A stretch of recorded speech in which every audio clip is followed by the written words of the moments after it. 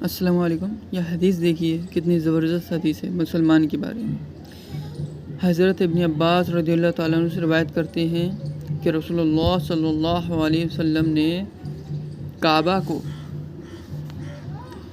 کو دیکھ کر تعجب سے ارشاد فرمایا، لا الہ الا اللہ، اے کعبہ تو کس قدر پاکیزہ ہے، تیری خوشبو کس قدر عمدہ ہے، اور تو کتنا زیادہ قابل احترام ہے، لیکن مومن کی عزت و احترام تجھ سے زیادہ ہے۔ کتنی بڑی بات ہے یہ۔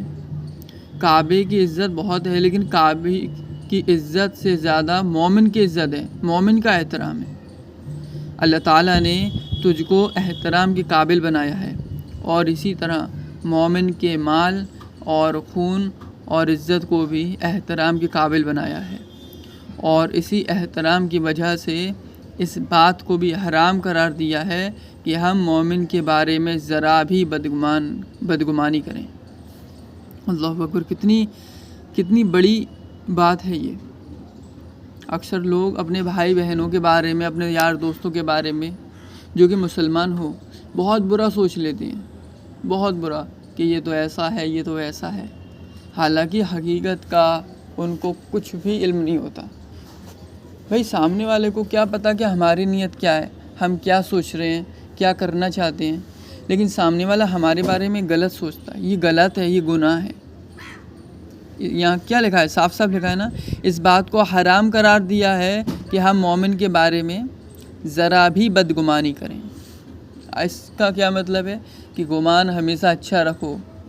سب سے زیادہ بدگمانی اگر کسی فیلڈ میں کسی جگہ ہوتی ہے تو وہ رشتے کی فیلڈ میں ہوتی ہے، کہ سامنے والا ایک مسلمان ہے لیکن وہ ہمارے رشتے سے خوش نہیں ہے، ہمارے رشتے کو اس نے انکار کر دیا، تو ہم اس کے بارے میں بہت بدگمانی کر لیتے ہیں۔ یہ غلط بات ہے، بالکل غلط بات ہے، ہمیں ایسا نہیں کرنا چاہیے۔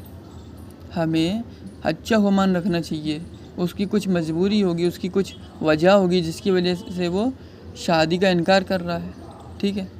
پسند ناپسند کی بات الگ ہے، وہ تو سب کو حق ہے کہ اپنی پسند کی جگہ پر شادی کرے۔ اسی طریقے سے لین دین کے معاملے میں اگر کوئی شخص آپ کے ساتھ بزنس کرنے سے منع کر رہا ہے، یا آپ کی جو دکان ہے، جو شاپ ہے، اس سے سامان نہیں خرید رہا، کہیں اور سے لے رہا ہے، تو اس کا یہ مطلب نہیں ہے کہ وہ آپ سے نفرت کر رہا ہے، وہ اپنی کسی وجہ سے آپ سے سامان نہیں لے رہا ہے نا، تو اس کا یہ مطلب نہیں ہے کہ آپ اس کے ساتھ اس کے لیے بدگمان رہو گے۔ سب کے لیے اپنے دل میں اچھے خیالات رکھو، پھر بھلے ہی سامنے والے نے آپ کے ساتھ برا کیا ہو، یہ بھی تو سوچ سکتے ہو کہ سامنے والے کی کچھ نہ کچھ مجبوری رہی ہوگی تبھی اس نے ایسا کیا۔ یہ سوچنا بہت ضروری ہے، کیونکہ بدگمانی یہ حرام ہے، یہ بہت بڑا گناہ ہے، ٹھیک ہے۔ اچھا، اس حدیث میں یہ بات بھی بتائی گئی ہے کہ مومن کی جو عزت ہے، جو احترام ہے، وہ کعبے سے بھی زیادہ ہے۔ آپ سوچو کتنی افسوس کی بات ہے کہ آج دنیا بھر میں جہاں مسلمانوں کو مارا جا رہا ہے، کاٹا جا رہا ہے، تڑپایا جا رہا ہے، فلسطین ہو یا چائنا ہو یا دنیا کی کوئی اور جگہ ہو، ان کو بھوکا رکھا جا رہا ہے، کھانے کو کھانا نہیں ہے ان کے پاس، لیکن دوسری جگہ کعبے کی کتنی خدمت کی جا رہی ہے۔ کعبے کی خدمت سے ہمیں اعتراض نہیں ہے، اعتراض اس بات سے ہے کہ کعبے سے پہلے آپ اپنے مسلمان بھائیوں کا پیٹ بھرو۔